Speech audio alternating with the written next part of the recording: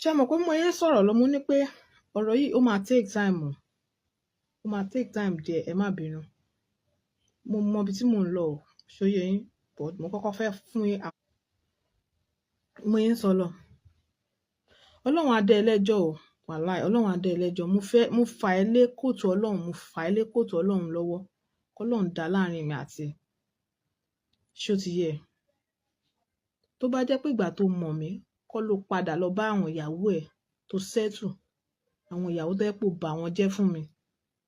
kò sí nǹkan tó sọ tán lórí àwọn méjèèjì ó ṣe. ẹ̀yin èèyàn wa Fọlá ó ti rain course lórí Lizzy Anjorin àti ọkọ rẹ̀ ó ti ránṣẹ́ ìpè sí wọn o ẹ̀yin èèyàn wa wàhálà ńlá kọ́ ló tún ṣẹlẹ̀ báyìí ẹ jẹ́ ká gbọ́ látẹnu Fọlá Tinubu tó jẹ́ ìyálé Lizzy Anjorin. ó ṣe fún àwọn yẹn ó ṣe fún èmi ó ṣe fún àwọn ó ṣe fún àwọn fún èmi ó ṣe èmi fún Lizzy ó ṣe ti Lizzy náà ó ṣe mélòó mo fà yín lé mo fà ẹ́ wọ àti wọ àtàwọn ẹ̀yin méjì mo fà yín Ọlọ́run lọ́wọ́ ṣó ti yẹ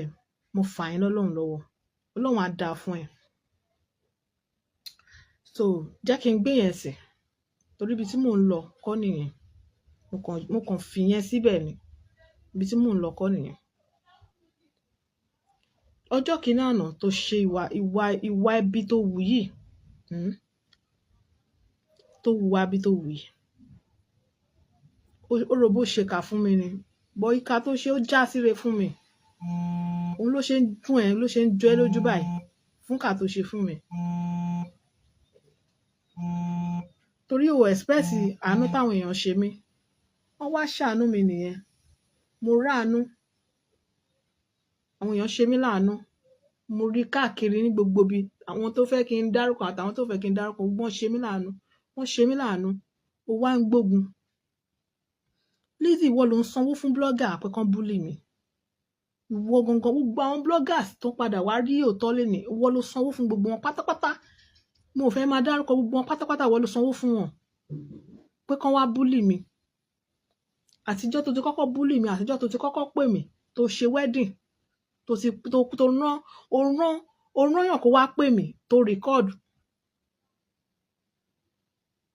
ìwà jìbìtì yìí ó ti wà nú ẹ̀jẹ̀ kò dẹ̀ sí bó ṣe máa bá kú nìyẹn ìwà jìbìtì tó ń wù yìí bó ṣe ń wùwà jìbìtì ẹ lọ nìyẹn ó dẹ̀ kún ẹ ó kù wẹ ìwọ ló máa ṣèkà ìwọ náà ló tún máa play guilty o máa ń ṣe bẹ́ẹ̀ ni pé o smart gan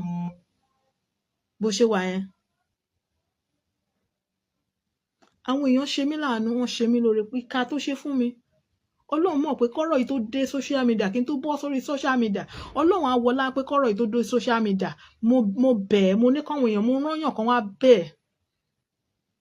Ọlọ́run á wọlá ẹ̀ á dá mi lẹ́jọ́ á dẹ̀ ẹ́ lẹ́jọ́ torí o mọ̀ pé ó máa turn out báyìí ni òun ló ṣe ń dùn ẹ́ kí ló kún ẹ pẹ́ láwọn èèyàn tó ṣe mí láàánú gbogbo ogun tó ń gbé mo rí fídíò ẹ̀ kan tó ṣe àwọn èèyàn tó ṣeré fún mi àwọn èèyàn ń ṣeré fún mi kí ló kún ẹ bẹ́ẹ̀ nǹkan tó ṣe fún mi báwo ló ṣe affect ẹ báwo ló ṣe kàn ẹ́ ìlara ní gbogbo nǹkan tó ń ṣe ìlara pé mo rí oore yẹn gbà mo rí àánú yẹn gbà oore tó expect pé àwọn èèyàn wá ṣe mí ohun kìíní yẹn ó ń fún ẹ ní ẹ́díkì gan ó ń bí ẹnu gidi gan ni ó ń bí ẹnu gidi gan nítorí ẹ ò expect ẹ ní kí lorúkọ ẹ àwọn tí Odu Nation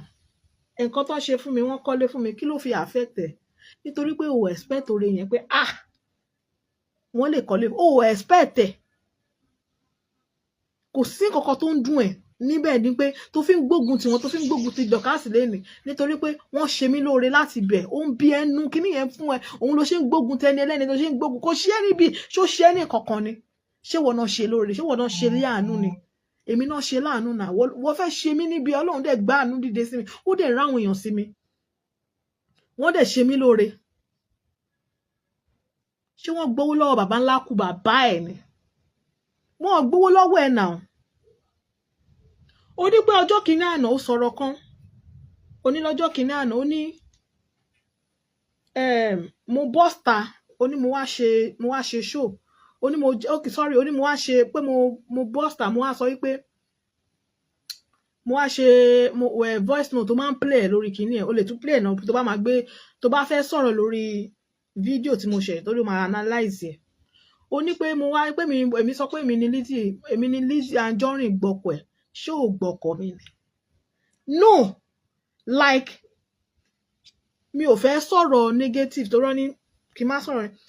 ṣé ò gba ọkọ mi ni Lizzy Anjorin ọkọ mi ló fẹ́ náà ṣé mo parọ́ mọ́ ẹni Lizzy Anjorin láti tó wà nílé ẹ̀ tó gbé sílé bàbá àwọn ọmọ mi ni náà mo bímọ méjì fún confam mo bímọ méjì fún láti bàbá àwọn ọmọ mi ni náà kí ló ń sọ fún mi tó ní mo jáde mo wá sọ pé èmi ni Lizzy Anjorin gbọ́kọ ẹ̀ mi ò parọ́ mọ́ ẹ náà confam ni mo sọ wà láìtàláì tí mo fi gbogbo ayé mi tí mo fi ń búra mo bímọ méjì fún bàbá àwọn ọmọ mi ni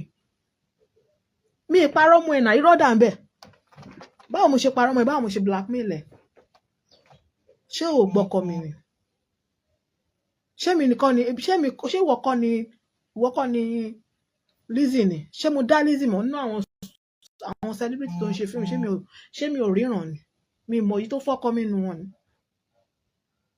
mo ń bi ẹ́ ṣé mo mọ̀ èyí tó fọ́kọ mi nù wọn ìwọ ló fọ́kọ mi náà Lizzy Anjorin ìbùkún olú ìwọ ló fọ́kọ mi náà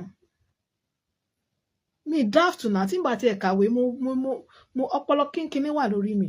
mi ò kò ń ṣe bẹ́ẹ̀ náà ni mo daft today kí n má ríran kí n má mọ̀ nítorí tí mo ní tí kí n wá parọ́ mọ́yàn o tí pé kóun ló gbọ́kọ mi pé èmi ni Lizzy pé ṣé mo ṣìyàn mú ni mo fẹ́ bi ẹ́ question yẹn ṣé mo ṣìyàn mú ni mi ṣìyàn mú náà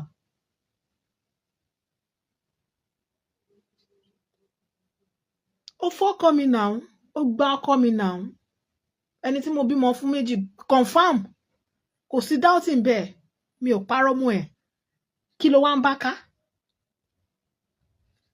ń bá ká tó ní pé kinní kan ó sọ pé ó dárúkọ mi torí tó bá fẹ́ ṣe ṣó wá ní kí ló dé ó máa sọ ọba ní kí ló dé tó fi dárúkọ ẹ̀ kó tí mo fi máa describe ẹni ẹ̀ náà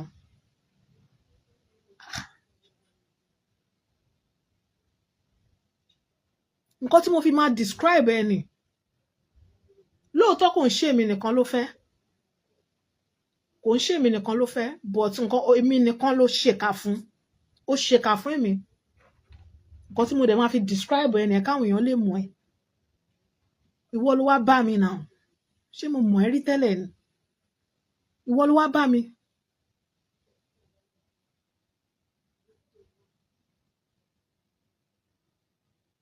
tó mi ò parọ́ mọ́ ẹ rárá Lizzy Anjorin ìwọ ni Lizzy Anjorin tó fẹ́ ọkọ mi ò parọ́ mọ́ ẹ confam ni apart òṣì so what are you telling me